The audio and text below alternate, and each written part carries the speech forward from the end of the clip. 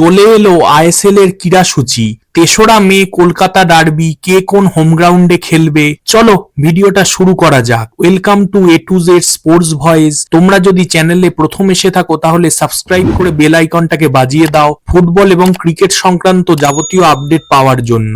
আর daily updated থাকার জন্য আমাদের আদার social media ID Facebook, Insta এগুলোকে ফলো করে রাখতে পারো। নাও কাম টু দ্য পয়েন্ট। অবশেষে আইএসএল এর ঢাকে কাঠি পড়ল। 14ই ফেব্রুয়ারি মোহনবাগান আইএসএল এর প্রথম ম্যাচে মাঠে নামছে কেরালার বিরুদ্ধে। ম্যাচটি হবে কলকাতায়। মোহনবাগানের বাকি ম্যাচগুলোর দিকে তাকালে 23শে ফেব্রুয়ারি মোহনবাগান খেলবে চেন্নাইয়ের এগেনস্টে কলকাতায়।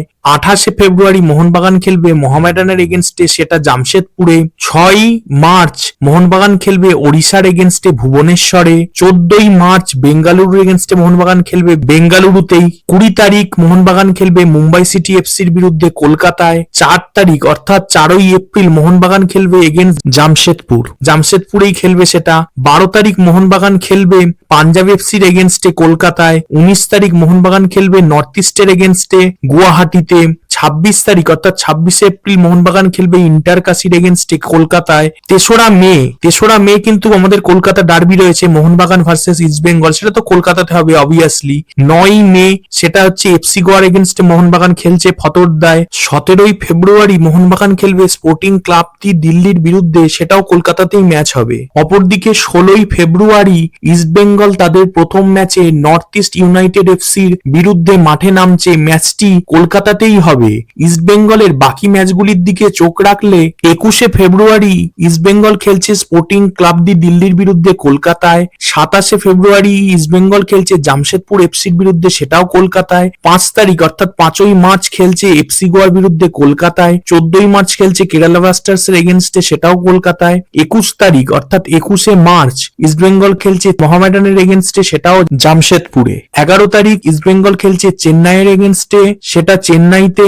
16ই এপ্রিল ইস্ট বেঙ্গল খেলছে এগেনস্ট বেঙ্গালুরু এফসি, সেটাও কলকাতায়। 24 তারিখ সেটাও পাঞ্জাব এফসির এগেনস্টে, সেটাও কলকাতাতেই ম্যাচ হবে। 28 তারিখ অর্থাৎ 28শে এপ্রিল ইস্ট বেঙ্গল ওড়িশা এফসির এগেনস্টে খেলছে কলকাতায়। 3রা মে কলকাতা ডার্বি, সেদিনকে অবভিয়াসলি মোহনবাগানের এগেনস্টেই খেলবে। এছাড়াও 8ই মে মুম্বাই সিটি এফসির এগেনস্টে ইস্ট বেঙ্গল খেলছে, সেটা হবে মুম্বাইতে।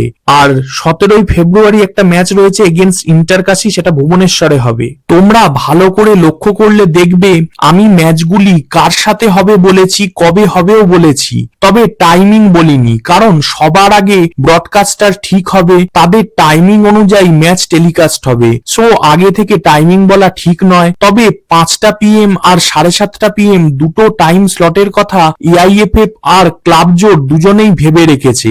এবার হোম গ্রাউন্ডের কথা এলে মোহনবাগান ইস্ট বেঙ্গল যুব ভারতীতেই খেলবে, মোহামেডান খেলবে কিশোর ভারতীতে। নর্থ ইস্ট ইউনাইটেড এফসি খেলছে ইন্দিরা গান্ধী অ্যাথলেটিক স্টেডিয়ামে গুয়াহাটিতে। এফসি গোয়া তো খেলবে চিরাচরিত ফতোরদায়। মুম্বাই সিটি এফসি খেলবে মুম্বাই ফুটবল এরিনায়। জামশেদপুর জেআরডি টাটা স্পোর্টস কমপ্লেক্সে। কেরালা ব্লাস্টার্স এফসি খেলবে ইএমসি স্টেডিয়াম কোজিকোড মানে গোকুলাম কেরালার হোম গ্রাউন্ডে। চেন্নাইয়েন এফসি খেলবে মেরিনা এরিনায়। বেঙ্গালুরু খেলবে কান্তিরামবায়। পাঞ্জাব এফসি খেলবে জওহরলাল নেহেরু স্টেডিয়াম দিল্লিতে। ওড়িশা এফসি কলিঙ্গ স্টেডিয়ামে। আর হায়দ্রাবাদ মানে এখন নাম চেঞ্জ হয়ে স্পোর্টিং ক্লাব দিল্লি, তারাও পাঞ্জাবের সাথেই জওহরলাল নেহেরু স্টেডিয়াম এই তাদের আইএসএল ম্যাচ খেলবে। তবে ইন্টারকাশি এখনো তাদের হোম গ্রাউন্ড সিলেক্ট করে উঠতে পারেনি।